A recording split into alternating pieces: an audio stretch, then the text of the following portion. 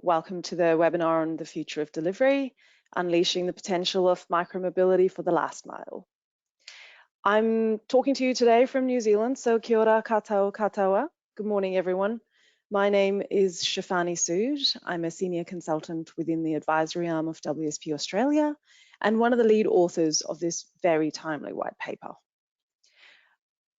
I'd like to thank Uber for commissioning WSP for this report, which came about on the back of our previous work with them, titled Future Ready Curbside. I'm sure many of you might have heard of it. I'd also like to thank WSP's global experts and internal stakeholders who provided valuable insights. We reached out to the industry as well, so thank you for your inputs too. I think a lot of people are already here. Some are still dribbling in, but we'll make a start.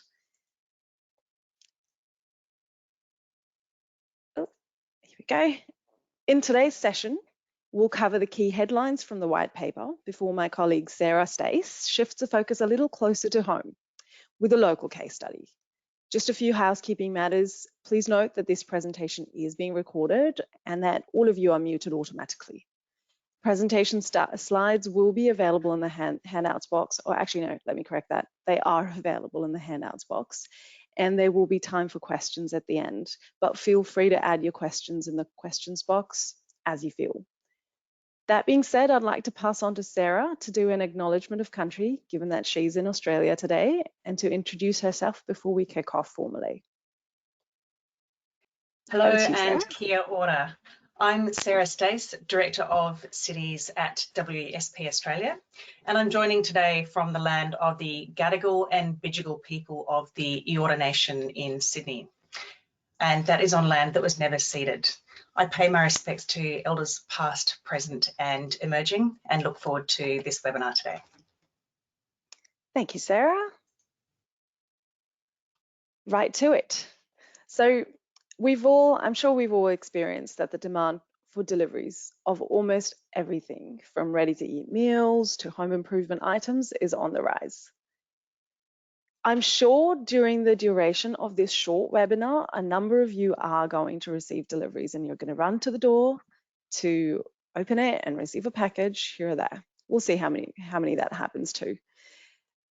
Now, these e-commerce patterns, they're outgrowing infrastructure that was never really designed to accommodate the level of growth we're seeing.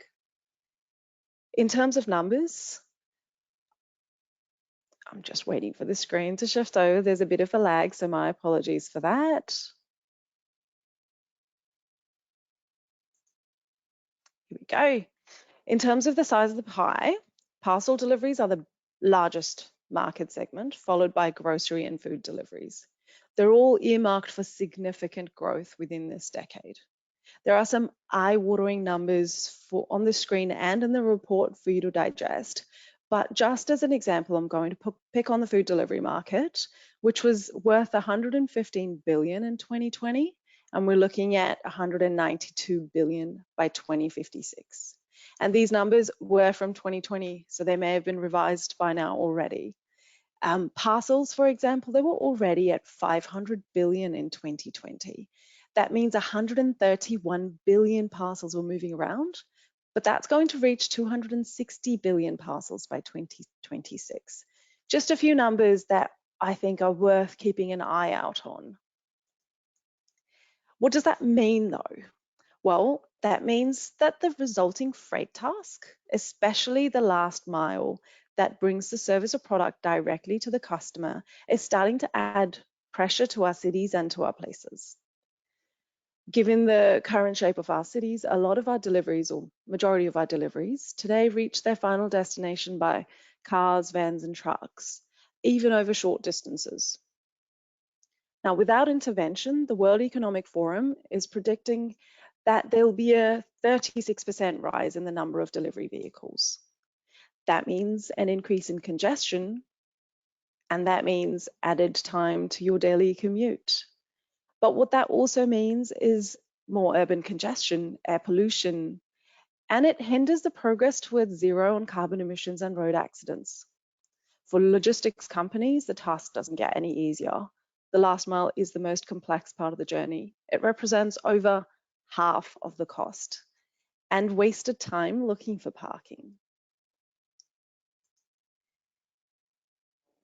Now, micromobility is not a novel approach. I'll put that out there. For those of us familiar with the Asian way of life, the milkman arriving on the scooter or a fruit vendor down your street in a handcart, that was a familiar sight. It was for me growing up. What does that mean? Does that mean we go back to the future? So our report highlights micromobility as the cleaner, more sustainable option that is right-sized and fit for purpose in busy, dense centres where space to move and park is at a premium. The report defines micromobility as people or electric-powered scooters, e-bikes, cargo bikes, trolleys, even drones. And there are some that we probably didn't even know of at the time of writing the report. By encouraging innovation in delivery models and adapting our cities to make deliveries by micromobility the easier, more competitive choice, city leaders can refocus the urban experience around livability, health and well-being without hindering the movement of goods. That's essentially what we are proposing through the report. Now, this is particularly important in the context of bouncing back from COVID and putting a greater focus on creating better local places for people and for businesses. Delivering by micromobility is not going to be the right option in all places. That is a disclaimer that we wholeheartedly would like to put forward. Success will depend on the city's density, urban form, operating environment, the size and type of delivery, whether the operators are willing, and what the proximity to customers is. But where these ingredients come together, the last mile freight task is ripe for disruption. Now, in the report, we've identified 5 big moves that city leaders can act upon now. Not all big moves are equal. Some are fundamental to creating the right operating environment, while others are an opportunity to accelerate the transition towards last mile deliveries by micromobility in city centres. So on screen here, you see the 5 big moves that the report puts forward. I'll talk you through all 5 of them, then we'll go through some case studies. Moving on to a local case study that will give you a bit of a flavour of what we found through the report. Now, the first big move is to enable safe moving. I'm just hovering my mouse over so you can see I'm still here. The key point is that unless people feel safe and comfortable using micromobility to get from A to B, we are not going to see progress. Safe moving infrastructure, for example, cycling networks, self-explaining streets, lower speed limits, all of these need to be prioritized. Education and training goes hand in hand, and that goes without saying. These are things like softer nudges via communication campaigns or initiatives such as the Dutch Reach. The second big move, I'm hovering my mouse over, is Easy Pudo. Apologies for the acronym, but we thought it was really cool.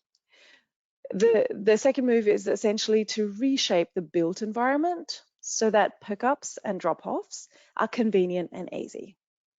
Now, this could be through the reallocation of curbside space or providing charging stations and lockable parking. Facilities for loading or unloading also need to be made available within offices, residential buildings, shops and restaurants.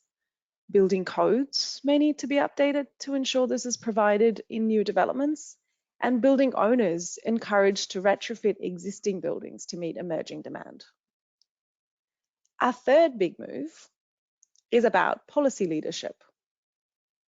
City authorities have a crucial role in policy leadership by setting long-term targets and market-setting strategies, like promoting zero-emission vehicles over ICE vehicles. They can create the right operating environment in which innovation can flourish. Integrated land use and transport strategies will also be a fundamental part of setting a shared vision and making last-mile deliveries by micromobility the easier choice for businesses and operators. This is where the big acceleration moves 4 and 5, remoting, test and scale, come in. City leaders can actively encourage remoting through initiatives such as establishing micro-logistics hubs where it makes sense to do. They also have a critical role to play in fostering innovation and supporting lighter, quicker, and cheaper interventions such as pop-up cycle lanes or dedicated parking for cargo bikes. This kind of experimentation will be essential for developing use cases and scaling up what works.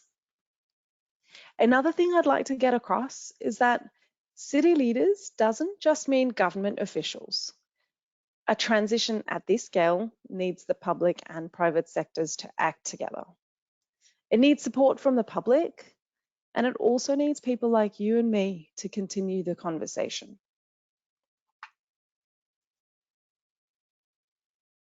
Now, a key finding of the report was that cities around the world are already seizing the initiative. And sure, no single city has nailed deliveries by micromobility yet, but many offer useful insights into what's possible. In the report, we looked at each big move through the lens of 10 case studies plotted on the map you can see on your screen.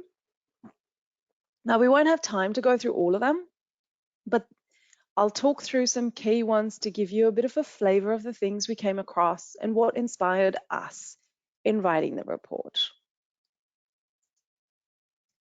Utrecht was a case study that represents our first big move, safe moving. The city's deep-rooted cycling culture, which was helped by its medieval footprint and strengthened by its bike-friendly roads and low-speed environment, gives micromobility an advantage for the movement of people and goods. The image on your left here shows the city's extensive cycling network. And the photos on the right show a street in Utrecht before and after removing cars. Quite remarkable, actually. Paris provides a case study of our second big move, easy pickup and drop-offs. Now, to enable the city's transition to a cycling city, the Council of Paris, for example, has implemented slower speeds on all streets within the area highlighted blue on the map. What that does is makes it easier for people on, or riders on micromobility to pick up and drop off orders.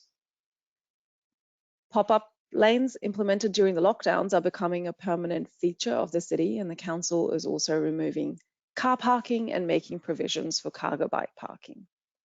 All of that, again, goes to make micromobility the easier choice. Even the emergency service in Paris sees the potential of micromobility. There's an image on the right that we thought was quite interesting. The company claims that it's easier to get around the busy center of Paris on electric bikes. Bogota provides a case study of our third big move, policy leadership. Now, government action in Bogota is setting the conditions for industry to innovate by making micromobility more attractive for last mile deliveries by investing in an extensive cycling network, which is shown on the map on the left here, and through initiatives such as cargo bike trials. And the government's also got a focus on education and personal safety to foster a cycling culture. Changing the culture is a key piece in a shift towards micromobility. Central London provides a case study of our fourth big move, remoting, and that's remoting from cars, vans, and trucks to micromobility. It provides an example of how cities can use policy levers to secure highly contested space for micrologistics hubs and nudge the industry to act by implementing longer-term emission reduction targets and supporting reforms. What you see on screen here is a map of potential and actual micrologistics hubs in central London. That's on the map on the left here. And on the right is a publicly available tool that enables the industry to find and secure sites with varying features. All of that makes it easier to consolidate deliveries and change to micromobility for the last mile. And last but not least, New York provides a case study of our fifth big move, test and scale.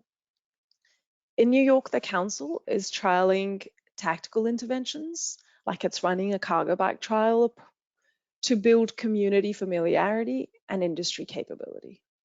It's also implemented temporary bans on vehicle traffic on some streets to encourage people to move on foot, bikes, and will add micromobility in there as well.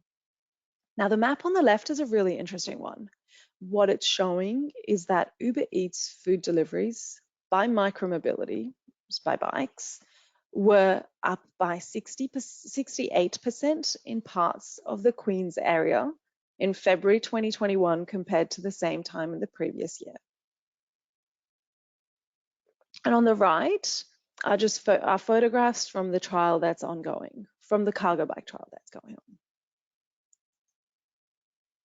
Now, our report discusses a few more case studies that showcase what's possible, but we won't have time to cover all of them. So for a look closer to home, I'll pass over to Sarah and she'll go through Sydney as a case study.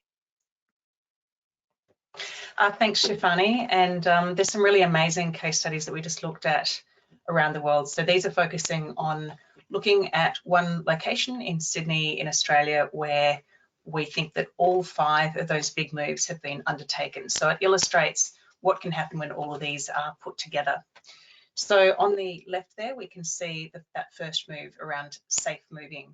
So Sydney has been on a program of building new separated cycleways, particularly to and within the city centres of both the Sydney CBD and Parramatta. So this photograph here shows Parramatta, where a brand new boardwalk has been built as a share path for cycling, micromobility and walking that is right next to the CBD that you can see is well underway for major construction at the moment, where they're building light rail, future metro and so on. So that's been delivered by the state and local governments to improve access into that city centre.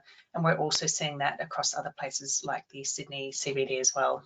So that's important for setting the safe infrastructure for people to get in and out of using that micromobility access.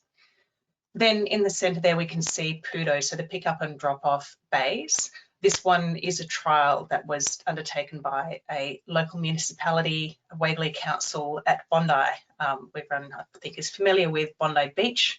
There's also Bondi Junction nearby to there. And so they tested a bunch of trial spots for PUDO, for pick up and drop off, where it can be used by ride sharing industry, local businesses. You can pick up and drop off using cargo bikes and so on.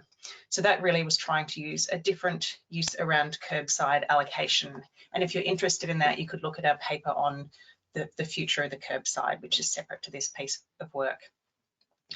The third big move is around policy leadership. And this is where the New South Wales government has done a significant amount of work recently on particularly around movement and place and a suite of guidelines related to that. So it's really taking a different approach to how road space is allocated to different users.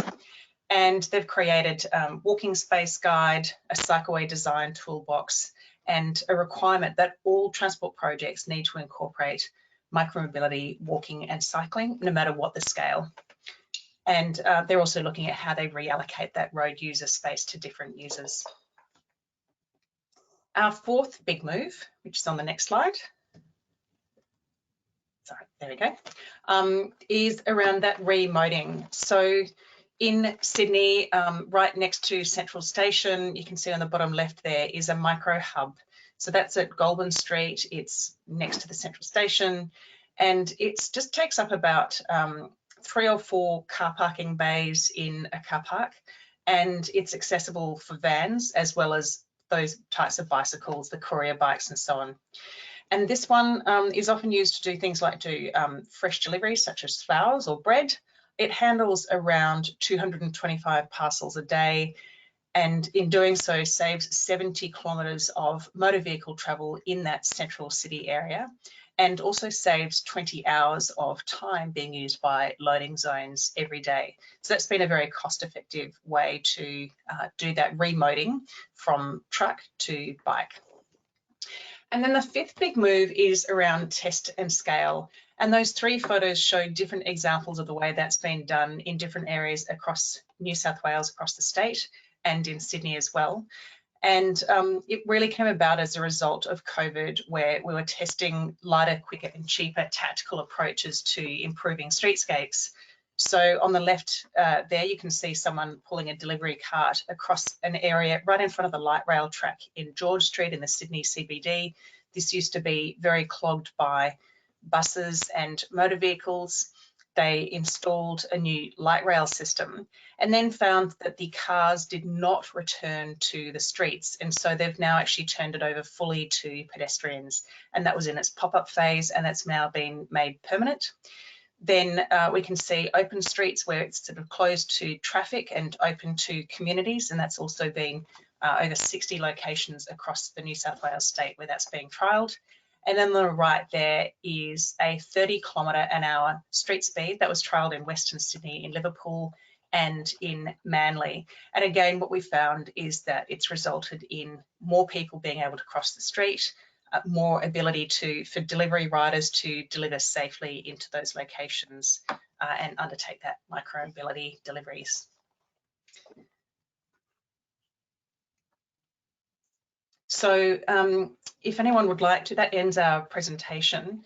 I think we're going to then look at the checklist for the city leaders. So you can access this in the handouts, which you can see as part of this. There are 3 handouts, and one of those is a checklist that you can use yourself around what are the big moves that you can do to unleash that potential of micromobility for the last mile. So I won't go into these items in detail, but you can see there's the link to the report and that checklist there, and it's available in the handouts. So I'm going to hand back to Shifani. Thank you so much, Sarah.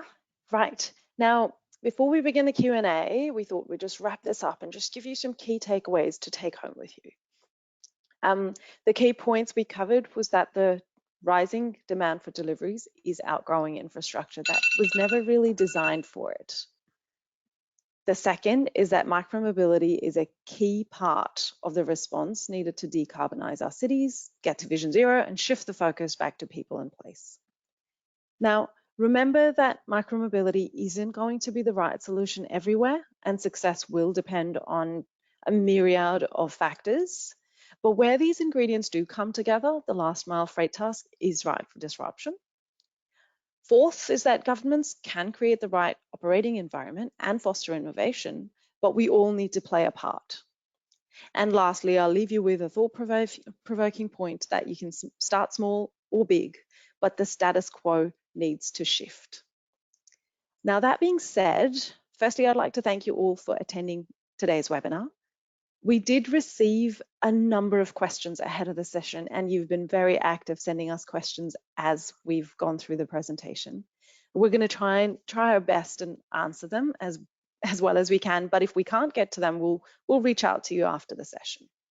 Just a reminder that all the handouts, the checklist, the presentation as well, they're all available in your handouts box, and you can continue to send your questions in the question box as we progress. So just the first question that I think we'd really like to tackle, and it's one close to my heart as well, one we were tackling while we were going through the report, is around regional centres and the application of micromobility for regional deliveries. So someone's put a question saying that the example of cities that we've shown are large towns and cities, but what examples do we have of regional or rural areas? They live in a small local government area, 10 square kilometres, with great last mile micromobility potential. Is there a model for this type of environment? Sarah, do you want to tackle that first? And then I'll pitch in. Yes, I can give a couple of examples in New South Wales, in the state of New South Wales in Australia. One of those is Wagga Wagga. So that's a town centre in southwestern New South Wales, or not that far, but southwest of Sydney. And we've actually built 55 kilometres of share path system in that regional town. And so studies are still underway on the evaluation of the effectiveness of that. But that's a really great example of where that big move around number one is building the infrastructure so people can safely get in and around. And I think we'll certainly see a flourishing of that sort micromobility culture. The other one is in Orange in New South Wales as well. It's just a regional town. And what we find is at around about 95% of the population in that town lives within a 5 square kilometre, 5 kilometre by 5 kilometre grid. And so again, it's actually not very far distances. And so there really is an opportunity in many regional settings, regional towns or outer metropolitan areas to shift towards more cycling and micromobility and walking to access centres, but there needs to be a number of levers around that. I think that's really well put, Sarah. At the end of the day, size doesn't really matter. As long as the ingredients are there that we talk about in the report, you can make it happen. Another related question, I suppose, is again around application for hospitals. The question is where we see the industry move to supply last-minute deliveries of small and fragile goods. Perhaps I'll tackle this one, given that you did the last one, Sarah. Look, we think that's great, and it's a niche application that micromobility can service. It's just a matter of getting the system right. So if it's refrigeration that's needed, we can work around that. So it's really getting the system right, but the application is wide-ranging. Hospitals are just an example. Happy for you to pitch in, Sarah. Yeah, I would add to that one of the incredible advantages actually of micromobility and cycling is that you're not caught in traffic. So whereas an ambulance or an emergency vehicle may be caught in traffic if they're a large vehicle and trying to, and there's a traffic jam or there's been a crash or an accident on the road or an unforeseen circumstance. And in those situations, actually micromobility is much more reliable and able to get there on time. So I think that's a real feature that can be leveraged. And we've also seen through our case studies that it can offer a competitive advantage to businesses as well that are not having to factor in costs of parking fines or wasted time looking for parking. So the answer, I guess, is yes. Another question that was raised was what are the sorts of things that are not done by micromobility, and if there are any particular challenges for businesses using it. And that's a really interesting question as well. But the point to note is that we will need bigger vehicles to get items to a consolidation point from where we can remote to the smaller vehicles. That part will still be tricky, but there are examples we saw where this could be combined with public transport, so bringing larger goods by train, for example, fast rail, and then shifting on to micromobility to then deliver to people.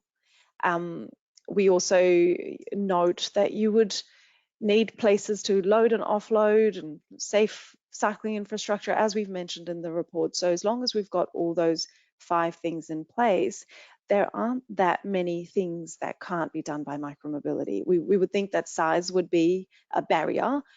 There were mattresses being delivered on cargo bikes, and recently I've seen lots of images on LinkedIn of beer kegs being delivered on micromobility. There will at some point be a barrier by larger volumes or very heavy items, but quite a large range of them are being delivered or can be delivered by micromobility. These vehicles are also changing as we speak. Anything to add, Sarah? No, I would agree with that. There's one for you, Sarah. I think it's a good one for you to tackle. What do you think are specific opportunities or next steps for Sydney? Yeah, so I gave lots of examples of a starting point where Sydney is starting to do each of those 5 big moves separately. I think to the next step for a place like Sydney, it's very, very big and it has a significant population that's around about 4.5 million people. And you also get quite a divide between Western Sydney and sort of the central and eastern Sydney parts. And they're all at different stages of development. I think the main one is that continuing to build that safe cycling infrastructure network is really, really important. It's really at the very beginning stages of that, and you need to have a full network in order to create those safe environment for delivery riders, for people going about their everyday work, for people commuting, kids getting to school and so on. So that's a really important aspect of that one. I think the other part is also sharing that best practice knowledge amongst those councils. So I gave the example of the Pluto Bay that's being done by one council, but being able to then share that knowledge amongst all the other municipal governments would be, I think, a really important next step as well. And then the third big aspect, I think, is that whilst we showed one example of that micromobility hub, that again needs to be more distribution centres in more locations around the fringes of those major centres. And I think that's a pretty major step that hasn't happened yet. Yeah, and a Sydney specific question again, and I suppose a lot of people might be asking that. The question is whether we can tell them more about the Sydney hub, how it got up and running, and where there are, or whether there where there are already a number of micromobility delivery providers, and what role did the local government play? Okay, so to answer that question, the government set up the micromobility hub in Sydney. It's based within a car park, and all they've done is taken a few car parks and repurposed them for a hub. It's got a few cages. Shara did have a picture there, but I'm sure there are more you can search online. And essentially, a number of micromobility delivery providers come in. They are based in that hub, and they're able to remode from, say, a car that's brought a delivery from further afield. Then they're able to put their deliveries on a smaller bike, on a cargo bike, and then do their deliveries. The government's role was, like I said, they've set it up. The land is within an existing car park. So the government does have a role to play here, but that's not to say it can't be done privately. There are examples from London, for example, in the report that we've mentioned, that can be done in public-private partnerships or privately. For example, dark kitchens, that's a great example of co-location of a number of restaurants as virtual kitchens, you might know them as, and you've got a number of delivery operators operating from the same space. Bogota has taken a more government-led approach. So there are a range of options available in terms of the role that can be played by government and the private industry. One for you, Sarah, is how does last mile mobility accommodate citizens with a disability or with other socioeconomic vulnerabilities? I think that's a really good question. Yeah, that's a really great question. And I think that is actually one of the keys, is that the micromobility devices, we'll call them, can come in all sorts of shapes and sizes and designs. And so one of the great things I've seen is things like tricycles, where someone who's living with a disability, I can think of a woman called Grace, who lives in Bondi Junction, and she has an electric tricycle.